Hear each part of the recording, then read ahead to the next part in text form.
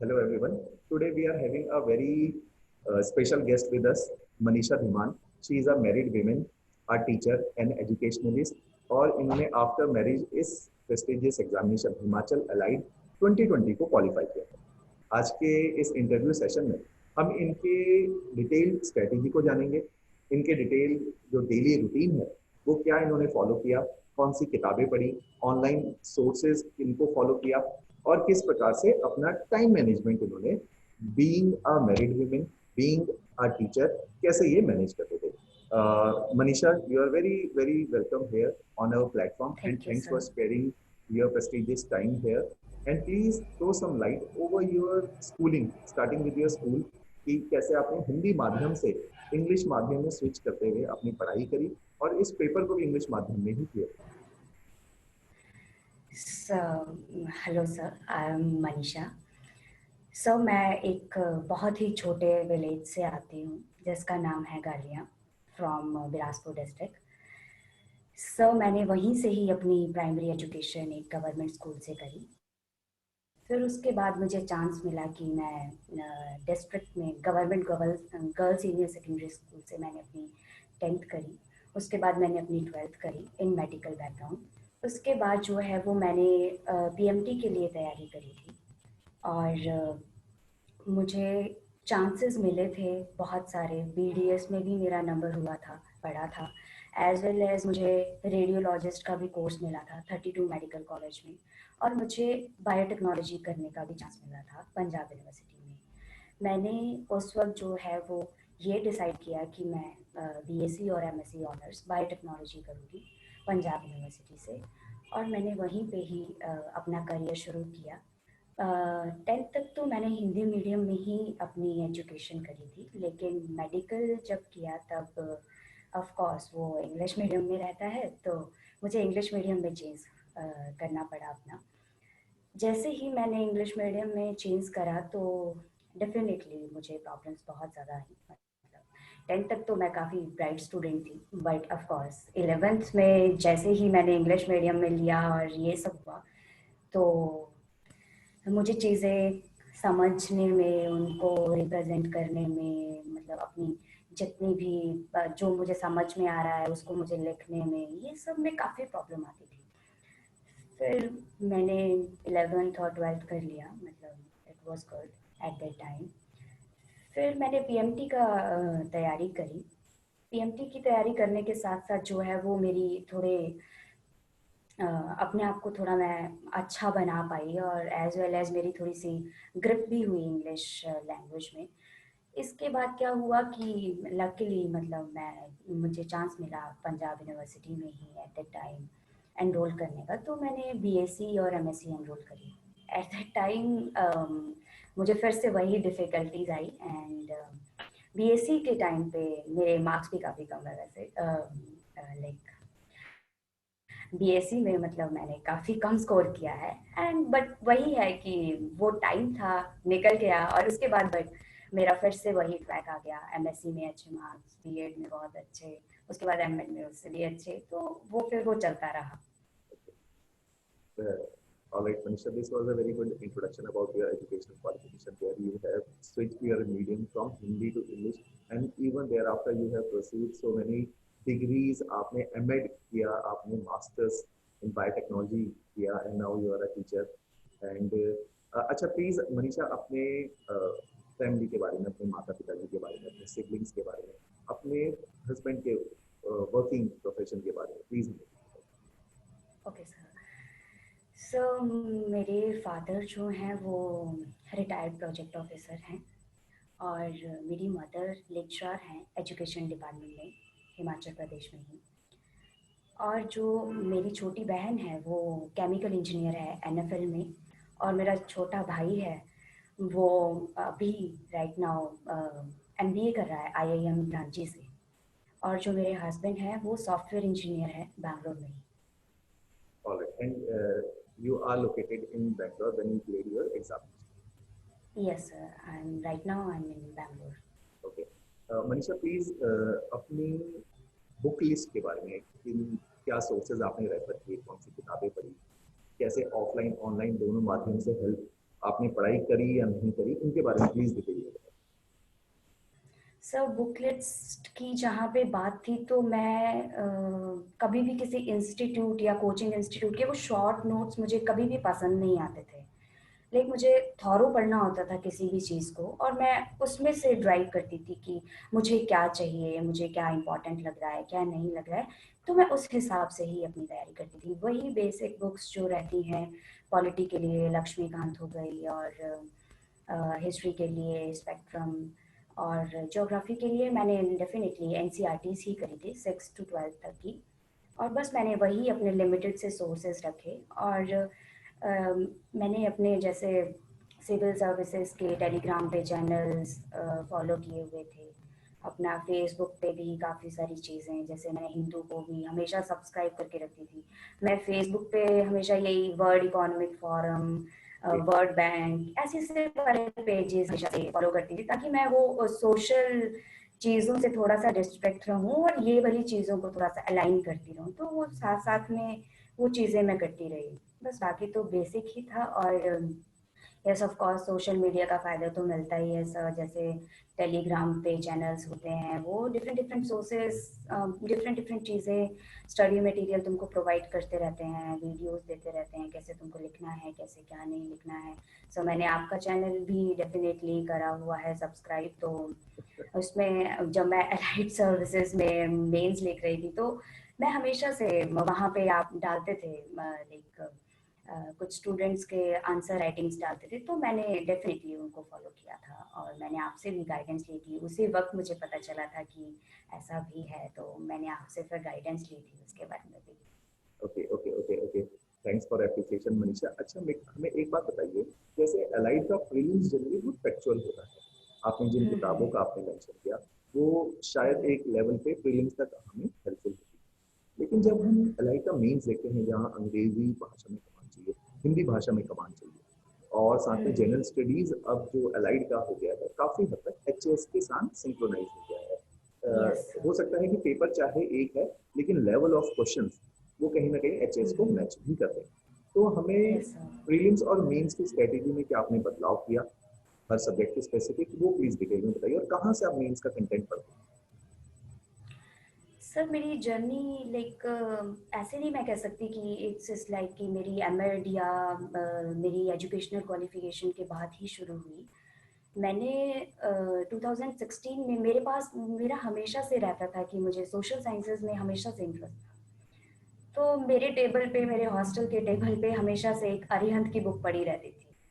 कभी भी टाइम मिलता था, कुछ भी होता था, तो मैं उस बुक को पढ़ती थी। और बस मुझे इंटरेस्ट था तो मैं पढ़ती रहती थी। बट साथ में क्या हुआ कि जैसे ही मैंने अपना बीएड कंप्लीट किया, तो उसके बाद ही मैंने अलाइड सर्विसेज का पेपर दिया था 2016 में। और लकीली लाइक वही जो मेरी नॉलेज थी, जो मैं अपने कॉलेज टाइम में ग्रास्प करती रहती थी, उसकी वजह से जो है वो मेरा फर्स्ट अटेम्प्ट में ही एट दैट टाइम मेरा प्रीलिम्स क्लियर हो गया था। फिर जब मेरा प्रीलिम्स क्लियर हुआ तो मुझे लगा कि शायद नहीं, मतलब मुझे कुछ करना चाहिए। और मैंने सेंट्रल लेवल का भी एक पेपर दिया था, एसएससी का एसआई, तो वो भी मेरा क्लियर हो गया था at that time, at that same time जब मैंने कभी भी कोई गाइडेंस नहीं ली थी, कुछ भी नहीं लिया था, जो भी अपने बेसिस पे थोड़ा बहुत किया था उसी के ही बेसिस पे। फिर उसके बाद मुझे लगा कि मुझे आगे परस्यू करना चाहिए इसी लाइन में, तो मैंने बीएड के बाद हॉल्ट दिया अपने आप को। मैंने टाइम दिया, 1 साल दिया पूरा, इसको करा मैंने, अच्छे से तैयारी करी। At the same time H P L I मेरा फिर से क्लियर हुआ प्रीलिम। और उसके बाद लाइक मेरा आर एफ ओ भी क्लियर हुआ, मेरा एच पी एफ एस भी क्लियर हुआ, मेरा एच पी एस आई भी क्लियर हुआ, मेरा अगेन मेरा एस एस सी का एस आई क्लियर हुआ फिर से। तो ऐसे मल्टीपल एग्जाम्स जो है वो मेरे क्लियर हुए, लेकिन मैं कभी भी वो प्रीलिम्स तक ही रह जाते थे। वो मेंस में कभी पहुंचते ही, मेंस में मैं पहुंच जाती थी बट वो मेंस मेरा क्रैक ही नहीं होता था। तो कभी मैंने किसी सब्जेक्ट में फेल हो जाना, कभी मैंने कुछ करना, मतलब वही रहता था।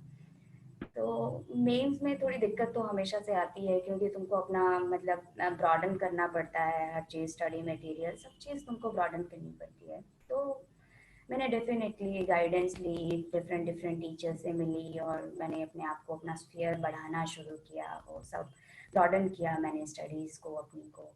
मैंने डिफरेंट बुक्स पढ़ी अपने, जैसे सोशल इश्यूज के ऊपर कोई वीडियोस देख ली यूट्यूब पे, कभी किसी के मतलब कोई भी फैकल्टी, कोई भी अच्छी फैकल्टी, जैसे काफ़ी इंस्टीट्यूट्स हैं, उन्होंने कभी कोई अच्छा लेक्चर दिया तो मैंने देख लिया कभी। और मैं हिंदू के एनालिसिस ज़रूर देखती थी अच्छा, अखबार के बारे यूट्यूब में पे। हमें प्लीज बताइए कि जनरली लोगों का ये परसेप्शन है कि यदि हिमाचल की तैयारी कर रहे हैं तो अखबार नहीं पढ़ते हैं, है ना, या उनको लगता है कि कहीं के रेडीमेड नोट्स पढ़ लें। तो अखबार के बारे में बताइए कि कैसे आपके पर्सपेक्टिव बिल्डिंग में, और जैसा आपने अभी वर्ड भी यूज किया कि हॉराइजन को वाइड करने में हेल्प करता है, तो अखबार पढ़ना यस कितना आवश्यक है इस एग्जाम में? सर, न्यूज़पेपर का तो बोलें तो मतलब कि बहुत ही ज़्यादा इम्पॉर्टेंट है। तुम्हें चाहे प्रीलिम्स में इसका फ़ायदा मिले चाहे ना मिले, लेकिन तुम्हें मेंस में ज़रूर इसका फ़ायदा मिलेगा, क्योंकि बहुत सारे ऐसे क्वेश्चंस थे, ऐसे जो थे इस बार एचपी एलाइट में आए हुए थे, बहुत अच्छे से। वो ऐसे थे कि जो हिंदू ने कवर किए थे। बिल्कुल। लाइक एक ऐसे था इंग्लिश में अपोजिशन का रोल, रूल ऑफ वो जो वो अपोजिशन। वाला एस, यस सर, वो जो वो वाला था वो सेम आर्टिकल जो है वो हिंदू ने कवर किया हुआ था। तो मुझे वो कहीं ना कहीं मेरे नोट्स बने हुए थे उस चीज़ पे, और मैंने एट द टाइम लाइक मैं जैसे हिंदू के एनालिसिस देखती थी यूट्यूब पे, ये सारी चीज़ें करती थी, तो मेरे वो नोट्स बने हुए थे, मेरे प्रिपेयर थे, और मैं वही चीज़ें जो है वो करके भी गई थी। तो मुझे फ़ायदा मिला उस वाली चीज़ से, मैंने अपने आप को लाइक मैं अच्छा ऐसे लिख पाई होंगी वहाँ पे डेफिनेटली। तो द हिंदू से तो फ़ायदा मिलता ही है सर, न्यूज़पेपर से तो फ़ायदा मिलता ही है। बिल्कुल ठीक बात है।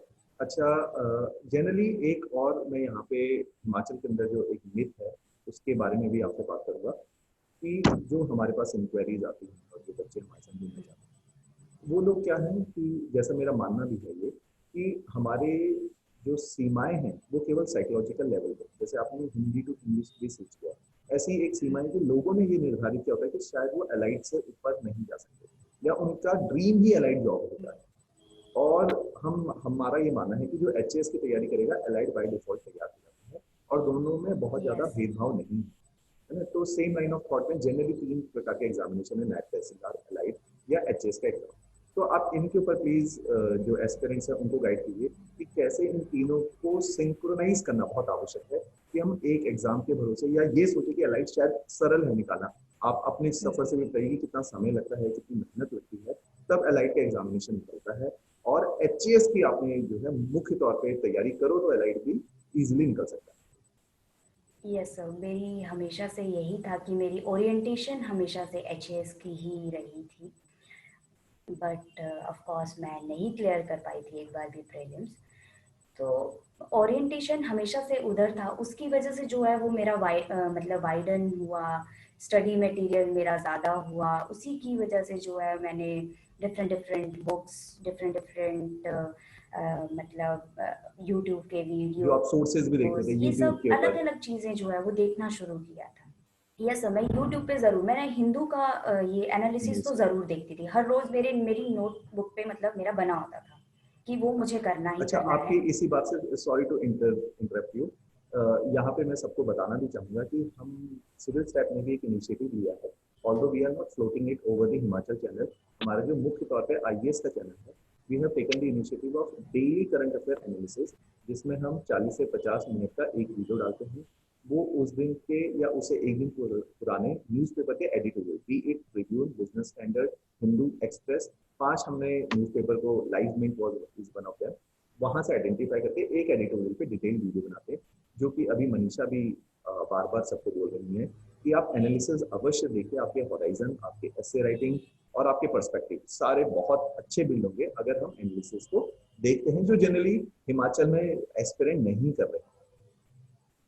यस सर, ये है सर, वो न्यूज़पेपर से थोड़ा वाइडन तो होता ही है सर, वो तो फायदा देता ही है हमेशा। और बिल्कुल। आप कह रहे थे जैसे एचएएस और ये अलाइड सर्विसेज और बाकी जो भी एग्जाम है जैसे नैप तहसीलदार, ये सब, यस सर, डेफिनेटली ये एक दूसरे को ओवरलैप तो करते हैं। तो मैं तो यही कह चाहूँगी कि अपनी तैयारी एचएएस की तरफ ही रखिए। आपके ये वाले एग्ज़ाम जो है वो आराम से निकल जाएंगे। अगर तुम ज़्यादा ड्रीम, मतलब बड़ा ड्रीम देखोगे, तभी तुम एक लेवल पे पहुंच पाओगे, क्योंकि आजकल राइट। कंपटीशन ही इतना ज़्यादा है कि अगर हम एक स्पेसिफिक पेपर पे टारगेट करेंगे तो मुझे नहीं लगता कि वो मतलब यदि हम नहीं उस क्लियर ड्रीम होता को भी तो। फुलफिल। हम्म, हम्म। अगर नहीं क्लियर होता तो फिर हम वहीं पे उसी ट्रैप में आके फंस जाएंगे कि अब यार क्या करें, कैसे करें, अभी इतनी लाइफ है, कैसे जाएं, क्या बिल्कुल। करें, ऐसे है। अच्छा मनीषा, प्लीज हमें एक बात बताइए कि ऑल्दो आपने होल हार्टेडली एडमिनिस्ट्रेटिव सर्विसेज के लिए प्रिपेयर किया और आपने क्लियर भी किया, but was your fall back plan या बैकअप प्लान कि यदि शायद किसी कारणवश आप इस एग्जामिनेशन को नहीं क्लियर कर पाती, तो what were your alternative plan for? Okay sir. Sir मेरा एजुकेशन ही बैकग्राउंड है, तो डेफिनेटली मैंने एजुकेशन में ही अपना करियर बनाया भी है। No doubt I am working as a teacher. So मैंने बीएड के बाद जो टाइम ये स्टडीज़ को दिया था, उसके बाद जो है वो मल्टीपल फेलियर्स के बाद मैंने डिसाइड किया कि मुझे आगे अपने एकेडमिक क्वालिफिकेशन को करना चाहिए, बढ़ाना चाहिए मुझे। तो मैंने उस वक्त जो है वो पंजाब यूनिवर्सिटी का एंट्रेंस टेस्ट दिया था एमएड के लिए, और मेरा काफ़ी लाइक थर्ड और फोर्थ ही रैंक था उसमें। तो मेरा मतलब कि सिलेक्शन हो गया था वहाँ पे। और मुझे अच्छा भी लगता था, यूनिवर्सिटी के पहले से स्टूडेंट थे और उसी यूनिवर्सिटी में जाने का फिर से मौका मिल रहा है, तो अच्छा लगता था मुझे। टीचर्स काफ़ी अच्छे रहते हैं, बहुत बढ़िया होता है, एनवायरनमेंट अच्छा है, तो यूनिवर्सिटी में जाके अच्छा लगता है। पॉजिटिव लेकिन फील करते यस सर, ये बात तो है, पर सर क्या होता है कि हम कुछ और चीज़ करते हैं ना, तो वो कहीं ना कहीं जिस चीज़ को हम एक्चुअल में सोच रहे होते हैं ना, वो कहीं ना मल्टीपल हो जाए, मल्टीपल सी चीज़ें हो जाती हैं हमारी लाइफ में। तो क्या होता है कि हम लोग ना एक चीज़ को फोकस नहीं कर पाते हैं। तो एट द टाइम सेम मेरे साथ भी यही हुआ। तो मेरे जो 2 एमएड के ईयर्स थे उसमें मैं इवन एक भी पेपर क्वालिफाई नहीं कर पाई थी, नॉट हैं, इवन क्योंकि दो अलाइड नाव पे सर। सवार यस सर, वही हो गया था, तो मैं एक भी पेपर नहीं कर पाई थी। बट हाँ डेफिनेटली, बट मैंने उस फील्ड में एक्सेल किया। मैंने अपना नेट का पेपर फर्स्ट अटेम्प्ट में ही क्वालिफाई कर लिया था, थे। और तब मेरा थोड़ा परसेंटाइल कम था। बट मैंने जब सेकेंड टाइम नेट का पेपर दिया तो मेरा अच्छा परसेंटाइल आ गया, अराउंड 99% परसेंटाइल था एट दैट टाइम मेरा। तो मेरा सीटेट का भी पेपर क्लियर था। मतलब मेरा टीचिंग लाइन का एक सिक्योरिटी थी कि अगर कहीं और नहीं होता है तो एटलीस्ट मेरा टीचिंग लाइन में सिक्योरिटी रहेगी मुझे।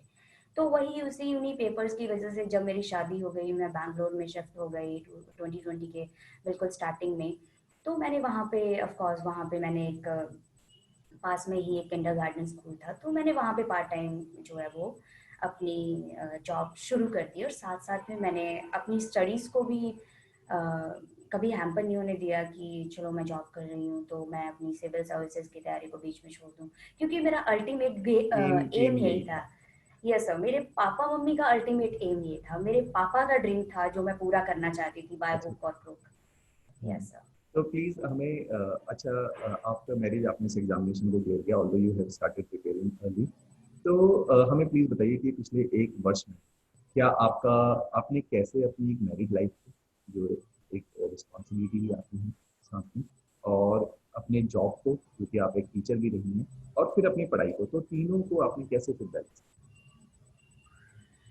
सर जैसे मैं अपनी रूटीन बताऊं पूरे एक दिन की, तो हमेशा ऐसे ही रहता था कि वही पार्ट टाइम जॉब है तो 4-5 घंटे की जॉब होती थी, ज़्यादा नहीं रहता था, मुझे ज़्यादा टाइम भी डिवोट नहीं करना पड़ता था उसमें।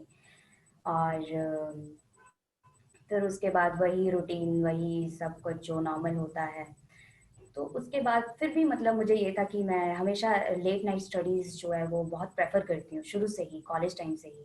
तो मैं अपना आराम से 3-4 बजे तक भी मैं अपना टाइम दे देती थी, आराम से मैं 3 बजे तक भी नहीं उठती थी जल्दी, क्योंकि मुझे पता था कि मैं जितने मर्जी जल्दी उठ लूँ, बट मैं अपने आप को जो है वो मतलब कि मैं उतना लेवल पे अचीव नहीं कर पाऊंगी। या फिर मैं अपने सुबह वाली स्टडीज आवर्स मेरे ऐसे होते थे कि मतलब मुझे इतना ज़्यादा लर्न नहीं रहती थी वो चीज़ें। तो मुझे ये लगता है कि तुमने वो एक हॉबी बना ली होती है, या तो तुमको रात में ही पढ़ना होता है या तो तुमको सुबह ही पढ़ना होता है। कई बार क्या होता है कि हम अपनी स्ट्रेटजी चेंज करने लग जाते हैं कि नहीं हमें सुबह उठना है तो हम सुबह से करेंगे, हमें रात में जल्दी सोना है, नहीं, वो नहीं करना चाहिए। मुझे लगता है कि तुम्हारा वो आपको जो कहीं ना कहीं बन ओरिजिनल चुका है नेचर है, ऑलरेडी। जो आपका वो अगर तुम स्वभाव है, उसे ना बदलें। वो नहीं चेंज करना। Yes sir. और तो हर किसी अगर की आपको strategy could be late night different. Study करने की आदत, यस सर, डेफिनेटली हर किसी की डिफरेंट होती है। ऐसा नहीं है कि हम किसी का टॉपर का इंटरव्यू देख लें और तो मे उसी के भी अनुसार शायद अपने को ऐसा ढाल लें। नहीं है कि हम बोले। हाँ सर, वो बिल्कुल भी नहीं होता है, एक्चुअल में वो बिल्कुल भी नहीं होता। और मैं ये हमेशा अवॉइड करती थी कि मैं लाइक कभी भी बहुत ज़्यादा इंटरव्यूज ना देखूं। मैं हमेशा बहुत अच्छी बात। मतलब ऐसे मैं टॉपर का कभी इंटरव्यू नहीं देखती थी। मैं हमेशा वो वाले लोगों का इंटरव्यू देखती थी जिनको मतलब थोड़ा सा स्ट्रगल लगा और जिनको थोड़ा सा टाइम लगा। मैं उनकी स्ट्रेटजीज और उनकी बहुत अच्छी बात। फेलियर से एक्चुअल में सीखना चाहती थी कि उन्होंने था क्या एग्जैक्टली अपने बेसिकली। चैलेंजेस को कैसे फेस किया। अच्छा, यहाँ पे यस आपने सर, बहुत एक्चुअली बहुत में अच्छी, उन्होंने कैसे। बहुत अच्छी आपने एक बात हम्म, कही, और यहाँ पे मैं ऐड ऑन भी करना चाहूंगा आपकी बात को, कि जनरली मैंने देखा कि बच्चों का क्या स्वभाव रहता है कि ग्रेजुएट हुए, उन्होंने फर्स्ट रैंकर का इंटरव्यू देखा, जैसे यामिनी आ गई, या आप मनीषा के साथ, शिप्रा के साथ, आकांक्षा, जितने भी टॉपर्स है, सबका इंटरव्यू देखा, और वो उनके जैसे उन्होंने प्रिपेयर किया एज इट इज उसी पाथ पे चलने लगे थे, रेदर देन आइडेंटिफाइंग कि शायद उनका स्ट्रगल अलग है, उनकी भाषा अलग है, उनका शहर अलग था, हम्म, उनके माता पिता ब्रिंगिंग अलग थी, उनकी एजुकेशन क्वालिफिकेशन अलग थी, तो उनका way of strategy could be different. तो हमें ये जरूर आइडेंटिफाई करना चाहिए, जो मैं कई बार अपने लेक्चर्स में भी कहता हूँ, कि first identify and locate yourself, कि आप कहाँ पे इस टाइम पे स्थित हैं, और उसके हिसाब से आपकी डिफरेंट स्ट्रेटेजी बनेगी। और जनरली सबका मानना है कि 6 महीने में इस एग्जामिनेशन को क्लियर करेंगे। जो भी आते हैं वो इतने एंथुजियाज्म से स्टार्ट करते हैं कि हम 6 महीने में करेंगे, इंस्पाइट ये देखने की बजाय कि you have been always a mediocre and average student.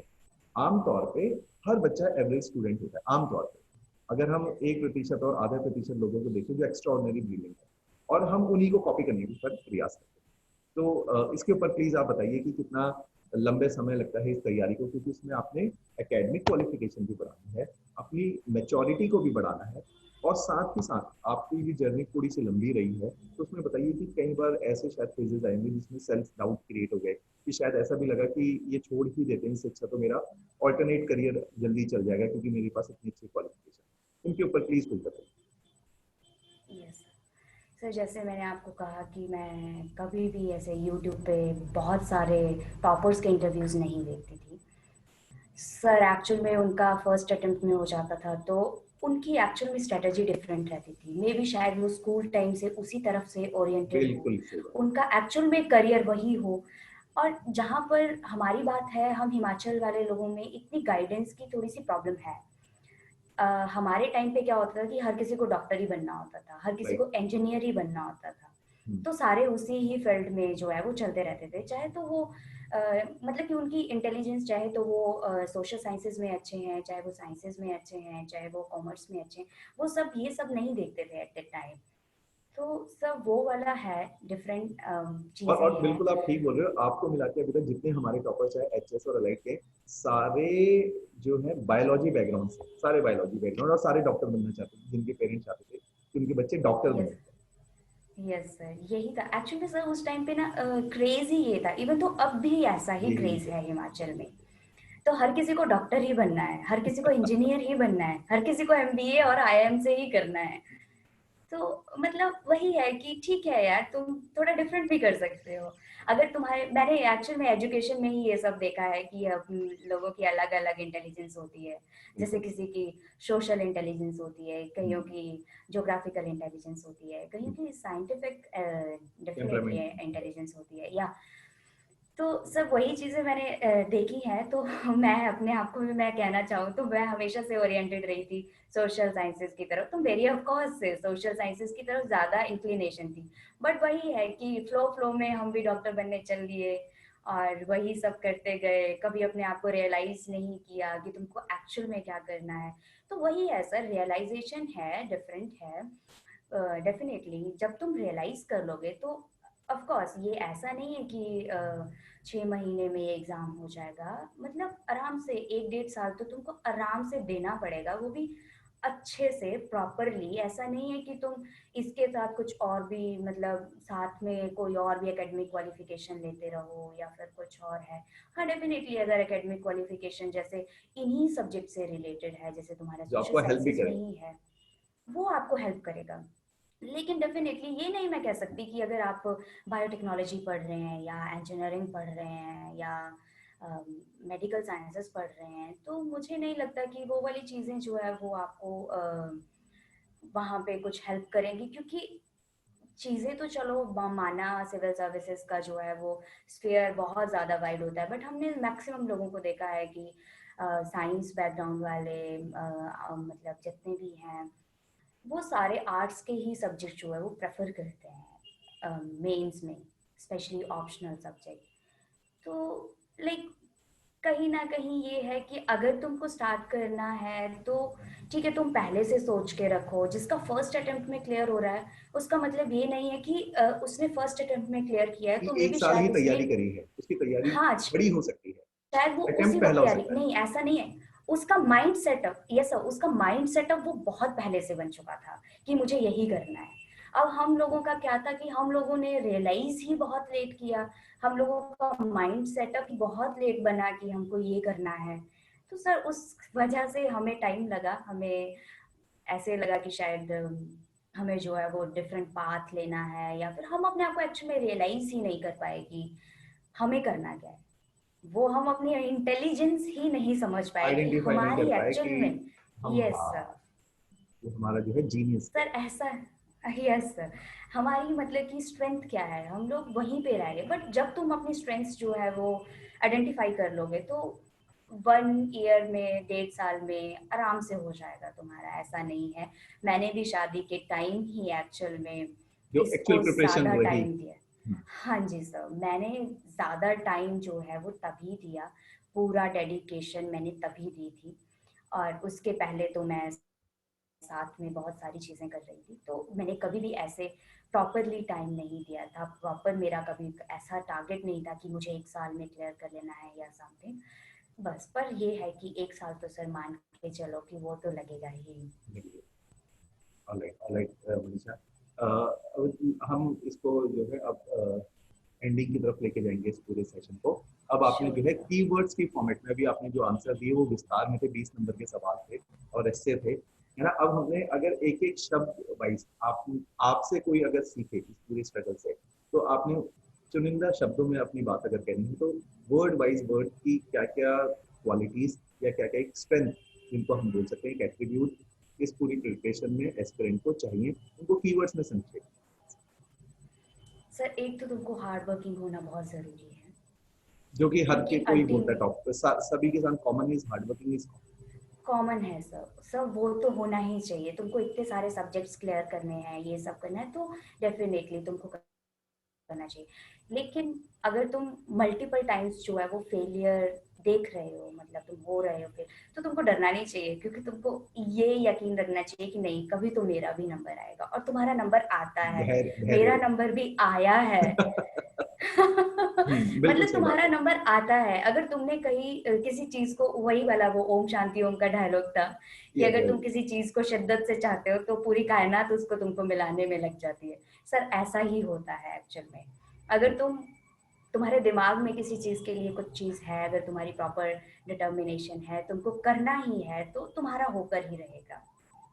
Sir मैं तो यही कहना नहीं, चाहती हूँ बिल्कुल कि बिल्कुल, फेलियर बहुत से नहीं डरना चाहिए। Yes sir. मतलब पैशन अगर एक तो हमने अपना ऑब्जेक्टिव बना लिया, अपना एम बना लिया है, तो इरिस्पेक्टिव कि उसमें समय लग रहा है, तो जस्ट कीप ऑन थ्राइविंग, है ना, एंड स्ट्राइविंग, और आपका होगा अवश्य। जैसे मोहित शुक्ला भी बड़े एचएस टॉपर रहे, 7th रैंक रही, उन्होंने भी बड़ी अच्छी बात बोली कि आज नहीं तो कल आप भी मेरी जगह आओगे जरूर, लेकिन आओ, अगर जो है लगे रहे तो आओ। यस सर, मतलब कि होगा जरूर, चाहे तो तुम टाइम लग जाएगा बट होगा जरूर। जब तुम एक बार डेडिकेशन दे दोगे ना, तब जरूर होगा। Okay, okay, okay. Thank you, Manisha, for these pearls of wisdom and sharing your journey with us. इसमें स्ट्रगल भी है, इसमें पढ़ाई भी है ना, और लगातार patience and hard work. Thank you, yes thanks sir, a lot. Thank you so much sir.